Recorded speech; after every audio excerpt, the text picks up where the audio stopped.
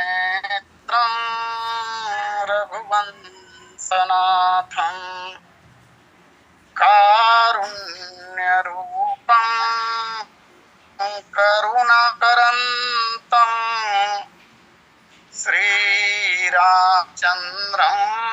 शरणं प्रपद्ये।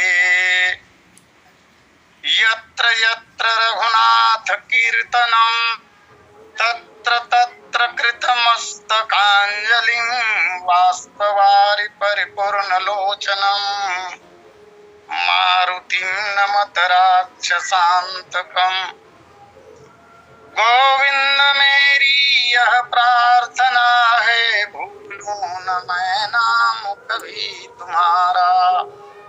नाम हो के दिन रात गऊं, गोविंद दामोदर माधवेति। देहांत काले मम सामने हो, बंसी बजाते मन को लुभाते। गाता यही मैं तननाथ त्यागूं, गोविंद दामोदर माधवेति। याज्ञवल्क्य भरद्वाज मुनि उमा समेत महेश, बंदों तुलसीदास पुनि काग खगेश। सिया मांडवी उर्मिला श्रुति कीरति बरबाम, चार ललन चारो लली तुलसी करत प्रणाम। जानकी जीवनम वंदे मंडलम, उर्मिला रमणं वन्दे कीर्तिकान्तम्।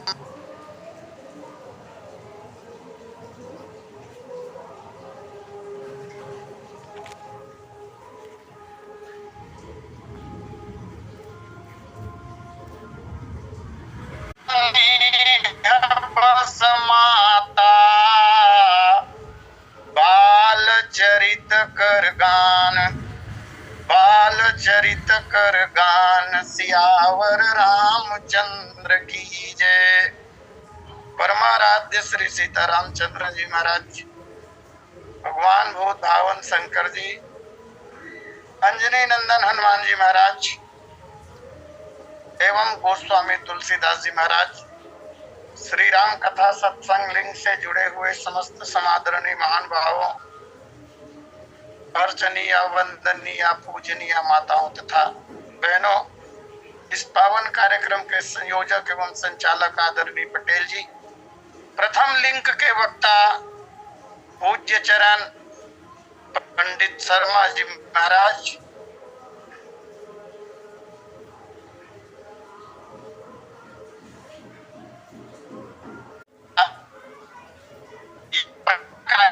होगा।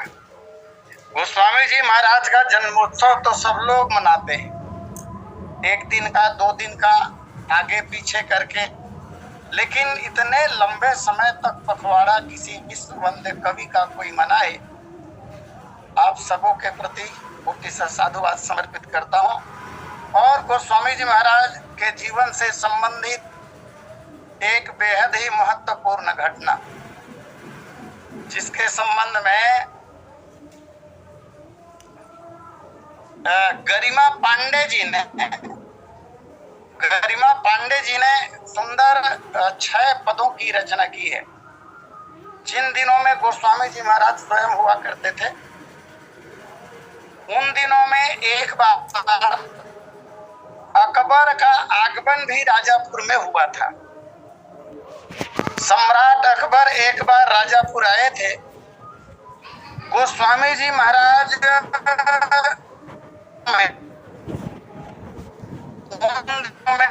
राजापुर में ही निवास कर रहे थे। वैसे वर्णन से प्राप्त जानकारी का गोस्वामी जी महाराज ने 2 बार राजापुर छोड़ा, 2 बार राजापुर आए, उस वर्णन पर मैं नहीं जाऊं। और तीसरी बार स्वामी जी महाराज ने राजापुर का त्याग किया, उसके बाद फिर अपने जीवन काल में लौटकर राजापुर नहीं आए। राजापुर का ही एक व्यक्ति जो तुलसीदास जी महाराज के मित्र थे, वह व्यक्ति सम्राट अकबर की दरबार में नौकरी किया करते थे और गोस्वामी जी महाराज के मित्र के माध्यम से ही सम्राट अकबर को गोस्वामी जी के संबंध में ज्यादा जानकारी प्राप्त हुई थी। तो यद्यपि अकबर ने गोस्वामी जी के प्रति बड़ा षड्यंत्र किया, लेकिन वह घटना बाद की थी। बहुत पहले जब गोस्वामी जी की ख्याति सुनी तो अकबर के मन में गोस्वामी जी से मिलने की इच्छा जागृत हुई। इसी का वर्णन गरिमा पांडे जी करते हुए कहती हैं, राजापुर के पावन कगार की पावन एक शिला पर तुलसी कहते थे शांत भाव से मधुर कथा रघुबर की, श्रोता थे सब मंत्र मुग्ध सुन सुन चरित्र सियवर की, तुलसी भी थे मग्न सुनाकर कथा स्वयं प्रभुवर की। उसी समय कुछ हलचल सी थी पावन यमुना जल में, दूर दिखाई पड़ा आ रहा बेड़ा नरेश अकबर का, श्रोता चिंतित सोच रहे भय भीत हुए अपने मन में, कारण क्या है अति विशेष सम्राट स्वयं के आने का। उत्सुकता उनकी और बढ़ी जब नाव लगी यमुना तट पर, सम्राट स्वयं भी जब उतरे पुछवाया कवि तुलसी का घर। नाव से पार करके सम्राट अकबर राजापुर पहुंचे और जैसे ही राजापुर पहुंचे तो सम्राट अकबर ने तुलसीदास जी का घर पूछा। उत्सुकता उनकी और बढ़ी जब नाव लगी यमुना तट पर, सम्राट स्वयं भी जब उतरे पुछवाया कवि तुलसी का घर। उस बीच स्वयं तुलसी आकर अभिवादन कर भारत पति को पूजित आमंत्रित करके फिर ले चले उन्हें अपने घर को। सम्राट का सम्मान किया। गोस्वामी जी महाराज अतिथि देवो भव की परंपरा का निर्वाह कर रहे हैं। समुचित स्वागत सत्कार अवंतर नीति रीति की बात हुई, फिर धर्म के विश्लेषण की चर्चा परम पुनीत हुई। सम्राट प्रभावित होकर फिर मन सब पद उन्हें प्रदान किया। यह अच्छी पहल थी सम्राट अकबर की राजापुर के प्रति अथवा गोस्वामी जी के साथ। सम्राट प्रभावित होकर फिर मन सब पद उन्हें प्रदान किया। माफी राजापुर की दी, फरमान स्वयं ही लिखवाया। मैं निवेदन करूं, राजापुर ग्राम बहुत पुराने समय से ही व्यापारिक केंद्र रहा है, पुराने दिनों से ही, और इसलिए वहां का जो हाट बाजार और घाट हुआ करते थे, यमुना जी का घाट और राजापुर का हाट बाजार, वहां से कुछ आमदनी होती थी। जो आमदनी या तो प्रभावशील लोगों के खाते में जाया करता था। बहुत शोषण हुआ है उस क्षेत्र का, और जिन लोगों ने राजापुर की यात्रा की होगी, हम लोग तो स्वयं गए थे आदरणीय पटेल जी के सौजन्य से, वहां देखा आज भी आप जाकर देख सकते हैं, राजापुर का विकास नहीं हुआ, कोई विकास नहीं हुआ है राजापुर का, बस आमदनी लेते रहे हैं लोग।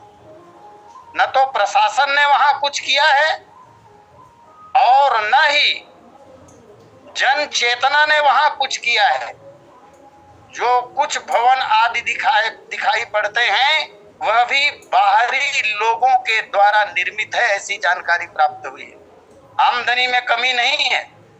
राजापुर पहले भी उपेक्षित था और राजापुर आज भी उपेक्षित है। जिस विश्व कवि तुलसी ने जगत को रामचरितमानस के साथ 12 ग्रंथ धरोहर के रूप में दिए हैं, उनके साथ हमने न्याय अब तक नहीं किया है।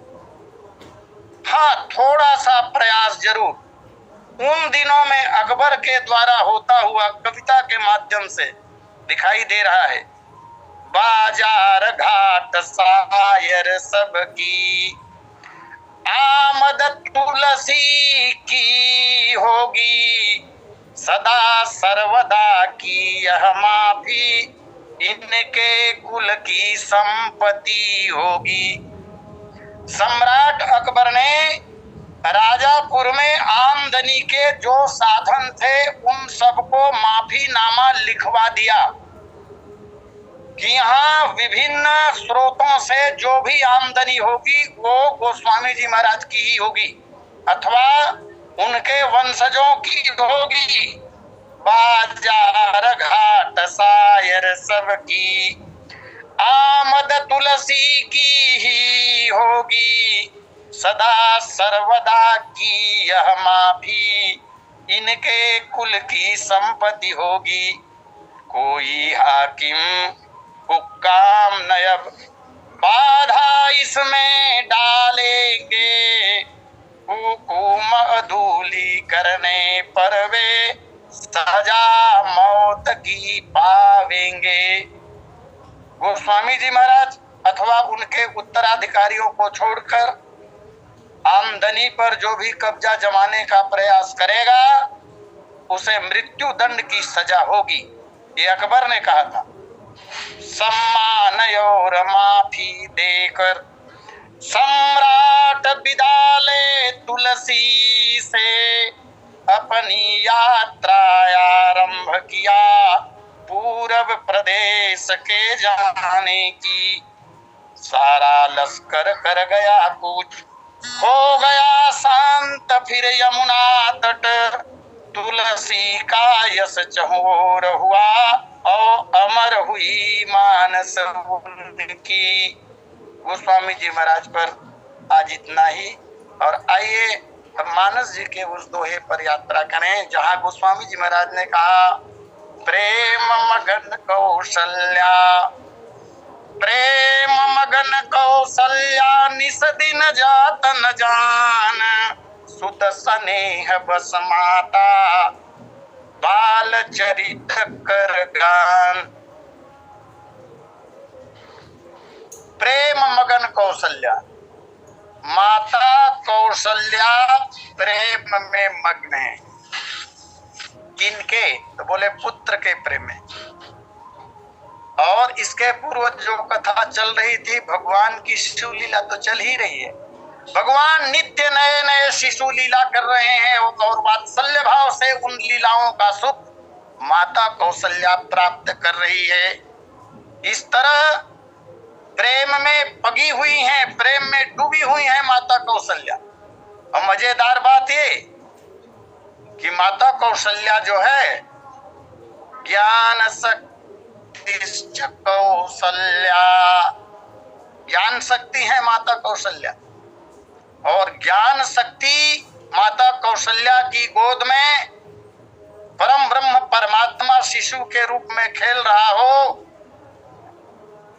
तो प्रेम तो अपनी पराकाष्ठा पर पहुंचेगा ही। इस तरह प्रेम में सराबोर, प्रेम में डूबी हुई माता कौशल्या दिन रात बिता रही है। दिन और रात कैसे बीत रहे हैं पता ही नहीं चलता।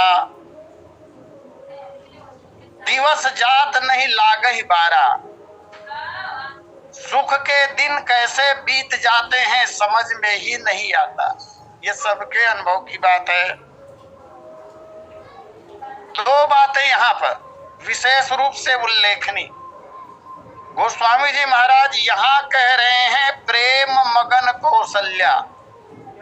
कौशल्या जी प्रेम में मग्न है, अर्थात पुत्र से प्रेम करने वाली जो पात्र है वह माता कौशल्या है।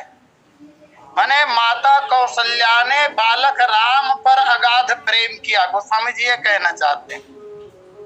और इसके पहले गोस्वामी जी महाराज ने एक दूसरी बात कही थी, सोयज प्रेम भगति वस कौशल्या के गोद।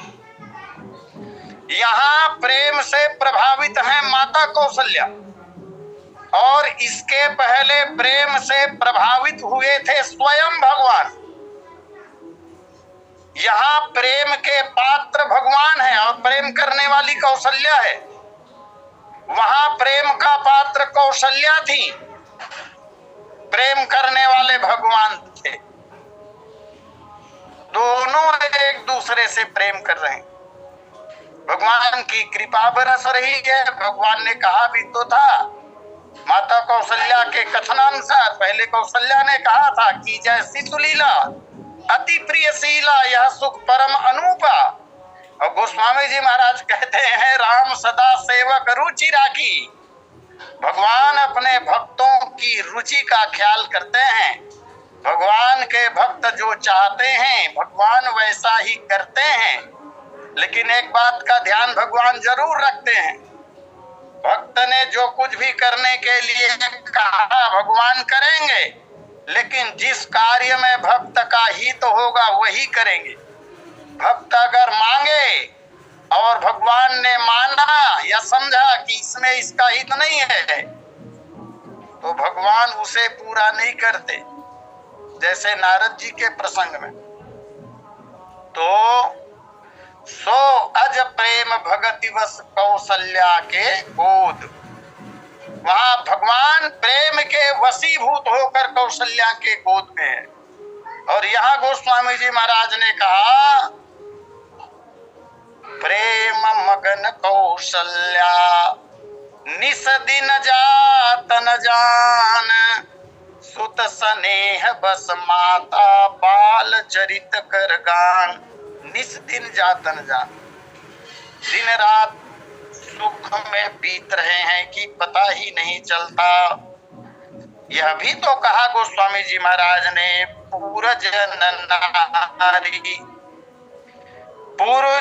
नारी मगन अति प्रीति, बासर जाहि पलक समबीति। यह दशा केवल कौशल्या की नहीं है, बाल कांड में जरूर, इस प्रसंग में जरूर माता कौशल्या के लिए कहा जा रहा है। लेकिन यह बात लागू हो रहा है सबके ऊपर। अयोध्या में रहने वाले जितने लोग हैं वो सबके दिन सुख में ही बीत रहे हैं। अयोध्या कांड में इसी बात का संकेत गोस्वामी जी ने किया। बोले पुरजन नारी, पुरजन पूरे अयोध्या में रहने वाले लोग, नारी मगन अति प्रीति, ये भी मग्न है प्रेम में। अयोध्या के लोग भगवान के प्रेम में मग्न हैं। और यहाँ भी ठीक बिल्कुल वही बात, बोले प्रेम मगन कौशल्या। तो बासर जाहि पलक सम बीती, वर्ष वर्ष का समय पलक के समान, माने एक क्षण के समान बीतता जा रहा है, समझ में ही नहीं आ रहा है। और आगे भी कहा सुख समेत, सुख समेत संबत दुई साता, अपल सम हो ही न जन यही जाता। इस तरह आनंद में दिन बीतने लगे। यहाँ कवि स्पष्ट करना चाहते हैं कि सुत स्नेह बस माता कौशल्या जी पुत्र के स्नेह के वश में हुई, जैसा कि अभी मैंने कहा। और इसके पहले भगवान प्रेम के वश में हुए। बाल चरित का गान माता कर रही है। शिशु जो है वो जब चरित्र करता है, चाहे वो किलकारी मारे अथवा रोए, जिस तरह की भी प्रतिक्रिया का प्रदर्शन बालक करता है, माता पिता को आनंद ही आता है। यहाँ भी भगवान के बाल चरित्रों को देखकर अम्बा कौशल्या आनंद उठा रही हैं, जिसका वर्णन गोस्वामी जी महाराज गीतावली में कर रहे हैं। सुभग सेज शोभित कौशल्या, सुभग सेज शोभित कौशल्या, रुचिर राम शिशु गोद लिए, बार बार विधु बदन बिलोकती, लोचन चारु चकोर किए। सुभग सेज, सुंदर सजे हुए सेज में माता कौशल्या विराजमान होकर अपने गोद में बालक राम को लिए हुए हैं, और बालक को गोद में लेकर माता प्रेम के वश में होकर बार बार विधु बदन बिलोकती, लोचन चारु चकोर कीजिए। भगवान के मुखमंडल को बार बार देख रही हैं। और एक बात और, रामचरितमानस ऐसा ग्रंथ है, क्या कहा जाए इसके संबंध में। जीवन की सारी बातें रामचरितमानस में है। एक व्यक्ति जब किसी दूसरे व्यक्ति के प्रति स्नेह का भाव रखता है तो उस प्रतिक्रिया होती है। जैसे एक सिद्धांत कहा जाता है हमारे ग्रंथों में, एक व्यक्ति का मन दूसरे व्यक्ति के मन को प्रभावित करता है, चाहे दोनों व्यक्ति कितने ही दूर क्यों न बैठे हों। अब यहाँ तो इतनी निकटता है, इसलिए गोस्वामी जी ने एक जगह एक पंक्ति लिखी, बोले जेहि कर जेहि पर, जेहि कर जेहि पर सत्य स्नेहु, सो देहि मिलई न कछु संदेहु। एक व्यक्ति दूसरे व्यक्ति से जब प्रेम करेगा तो उसी तरह के भाव संचरित होंगे सामने वाले के हृदय पटल पर। यहाँ भगवान की दिव्य शिशु लीला, कबहु पौढ़ी पय पान करावती, मधुर लीला है। कभी माता कौशल्या कबहु पौढ़ी लेटी हुई, पय पान करावती, बालक राम को दुग्ध पान कराती है। कबहू राखती लाइए, और कभी कभी माता पलंग में सोई हुई अपने वक्षस्थल पर, अपनी छाती पर बालक राम को लिटाकर उन्हें निहारती है, उन्हें दुलारती है। बाल केली गावती हलरावती, लोरी भी गाती है माँ, और आनंद उठाते हुए भगवान की बाल लीलाओं का स्मरण करती है। बाल केली गाती है, गावती हलरावती, पुलकित प्रेम पीयूष पिए, पुलकित होकर प्रेमामृत का माता पान करती है। और इसीलिए इस परिस्थिति में, इस दशा में प्रेम मगन कौशल्या, निस दिन जात न जान। अगर ऐसी अवस्था होगी तो दिन कैसे बीतेंगे इसको समझ में आएगा। और इस दृश्य को देखा भगवान ब्रह्मा ने, भगवान विष्णु ने, भगवान पंचानन ने, महादेव ने। तब गोस्वामी जी महाराज कहते हैं, विधि महेश मुनि सुर सिहात सब, विधि ब्रह्मा, महेश भगवान शंकर, मुनि सनक सनंदन सनातन सनत कुमार देवर्षि नारद आदि आदि, सूर 33 कोटि देवता, जिनमन हमेशा सूर्यमृत है, इसलिए तो सूर कहलाते हैं वो।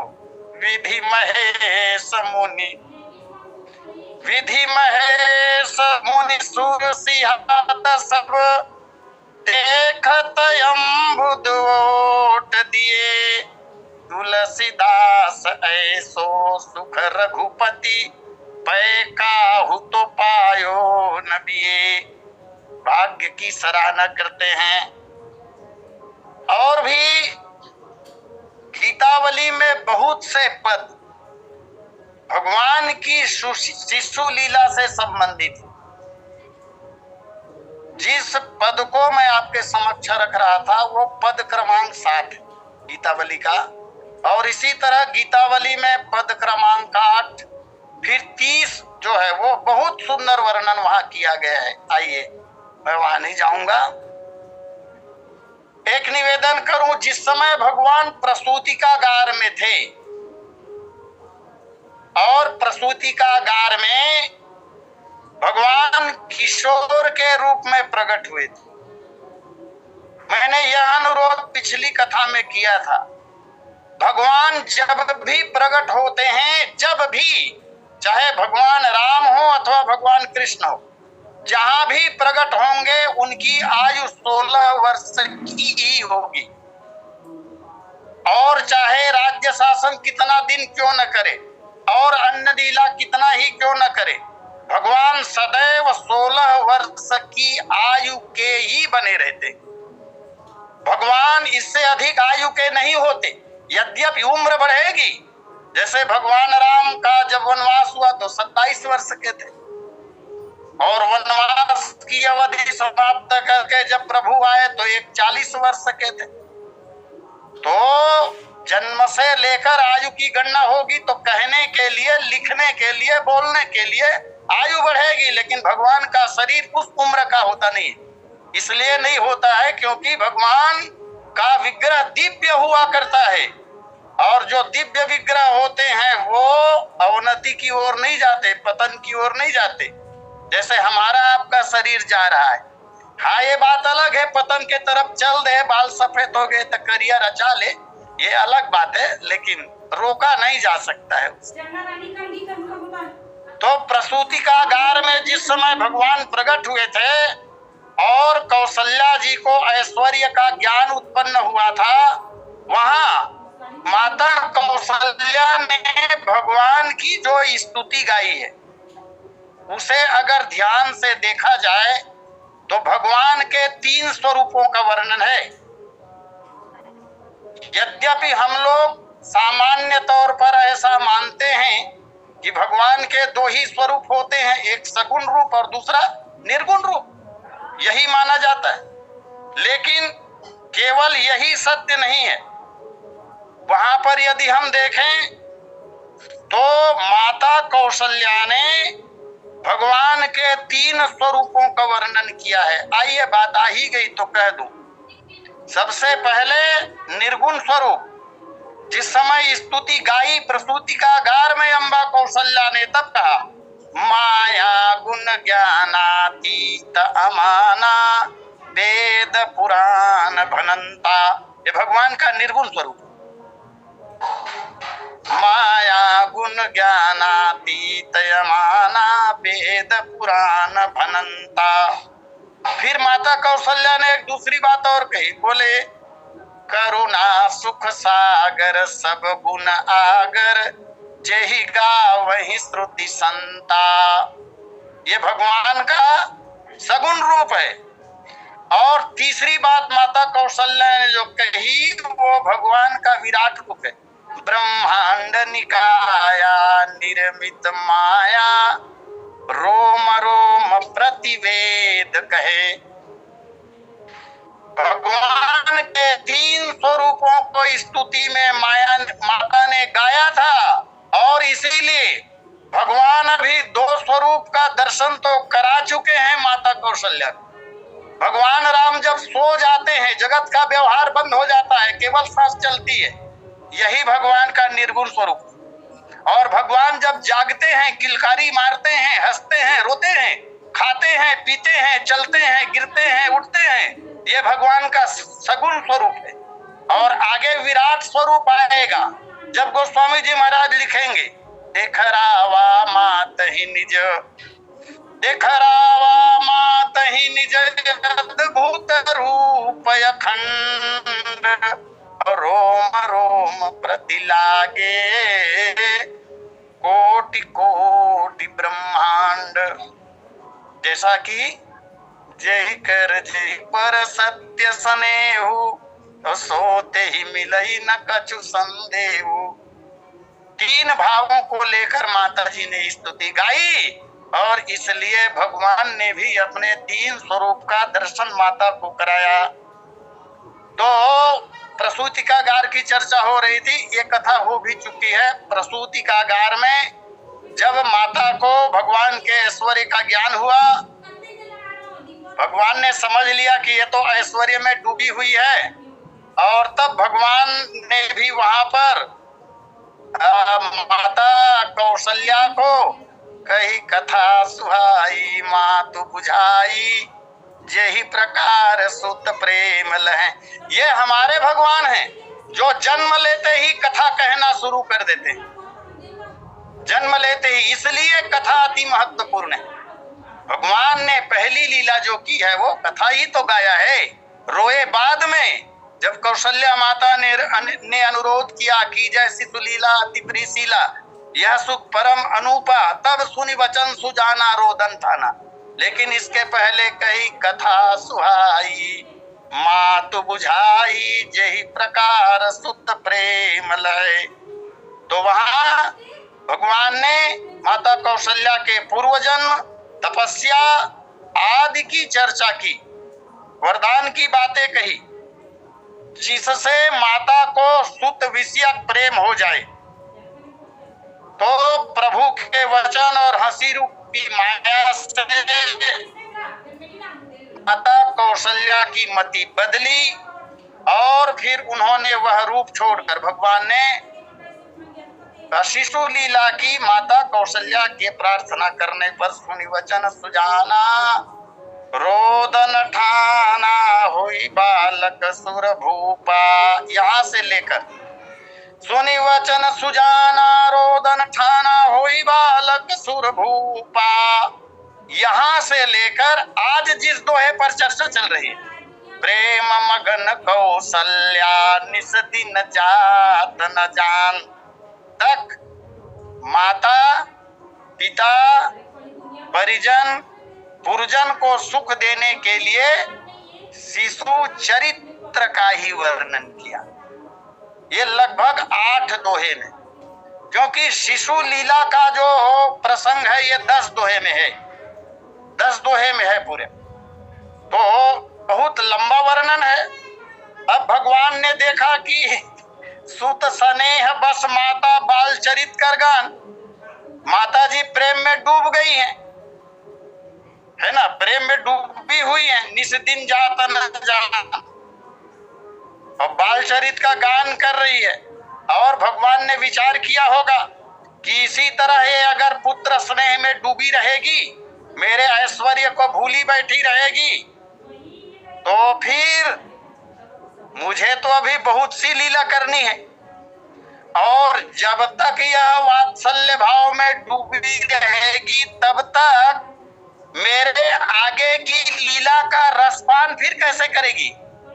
इसलिए मति को बदलना आवश्यक है। जिस भाव भूमि में माता अभी अवस्थित है, उस भाव भूमि में अगर डूबी रहेगी तो पूरी लीला समझ में आने वाली नहीं है। और इसीलिए जब माता कौशल्या महारानी शत्रुपा थी तो उनको एक वरदान भी भगवान से मिला है। ध्यान चाहूंगा, वरदान ये है, भगवान ने कहा था, बोले मातु विवेक, मातु विवेक अलौकिक तोरे, गबहु न मिति अनुग्रह मोरे। पुनश्च एक छोटा सा निवेदन, जिस दोहे पर अभी हम चर्चा कर रहे हैं, प्रेम मगन कौशल्या निस दिन जात न जान, सुत स्नेह बस माता, इसके प्रथम और तीसरे चरण पर यदि ध्यान दिया जाए, प्रथम और तीसरे चरण पर तो एक मात्रा कम है, एक मात्रा कम है, पढ़ने से ही पता चल रहा है। सुत स्नेह बस माता प्रेम मगन कौशल्या, 13 मात्रा होना चाहिए, 13 मात्रा है नहीं, 12-12 मात्रा है गिनेंगे तो। ऐसा क्यों हुआ होगा? जहां जहां पर समग्र रामचरितमानस में मात्राएं अधिक तो हमारी समझ में कहीं नहीं है। व्याकरण के अनुसार सोरठे, चौपाई और दोहे में जितनी मात्रा होनी चाहिए प्रायः सब जगह है उतनी। कदाचित कहीं पर यदि कम है तो उसके विशेष कारण है, लेकिन अधिक मात्रा मुझे ज्ञात नहीं। यहाँ दोहे के प्रथम और तीसरे चरण में एक एक मात्रा कम, इसका कारण क्या है? और देखिए अंत्याक्षर इसका जो है प्रथम और तीसरे चरण का वो दीर्घ है। प्रेम मगन कौशल्या गुरु है, तीसरे चरण में भी गुरु ही है। तो इसका कारण मानस मनीषी लोग कहते हैं यहाँ छंदो भंग दिखाई दे रहा है। मानस जी में इस तरह के कई प्रसंग है जहाँ छंदो भंग दोष है, लेकिन सहेतुक है, इसलिए उसे दोष नहीं माना जाता। और यहाँ पर मात्रा भूल जाने का कारण जो बातें अभी कही गई उसी से स्पष्ट है। माता जो है वो प्रेम में मग्न है। प्रेम मगन कौशल्या निस दिन जात न जान, जब साधक प्रेम में मग्न रहेगा, प्रेम में डूब जाएगा, तब कोई व्याकरण का नियम याद रखेगा क्या? ऐसा तो हो ही नहीं सकता। एक योगी जब योग करेगा तन्मयता के साथ, कह रहा हूं, एक योगी जब योग करेगा तन्मयता के साथ, तो घड़ी का अलार्म आधे घंटे बाद बज रहा है कि नहीं, इसका ध्यान उसे कहाँ रहेगा? रह ही नहीं सकता है। और अगर है तो इसका तात्पर्य ही ये हुआ कि उसका ध्यान फिर साधना में ठीक ठाक नहीं है। इस बात को स्पष्ट कर मगन कौशल्या निस दिन जात न जान, इसे स्पष्ट करने के लिए स्वयं गोस्वामी जी महाराज ने एक मात्रा कम किया। अथवा जब इस प्रसंग को गोस्वामी जी महाराज लिख रहे थे, जब माता कौशल्या प्रेम में मग्न है, तो इस कथा को लिखते लिखते गोस्वामी जी महाराज भी जो श्री राम के आराधक हैं, वे भी प्रेम में ऐसे मग्न हो गए कि दोहा लिखते समय एक मात्रा छूट गया होगा। इसी के साथ वाणी विराम। आइए बोलिए सियावर रामचंद्र की जय। बोलिए सियावर रामचंद्र भगवान की जय। बहुत बहुत धन्यवाद आचार्य जी, आपके श्रीमुख से सुन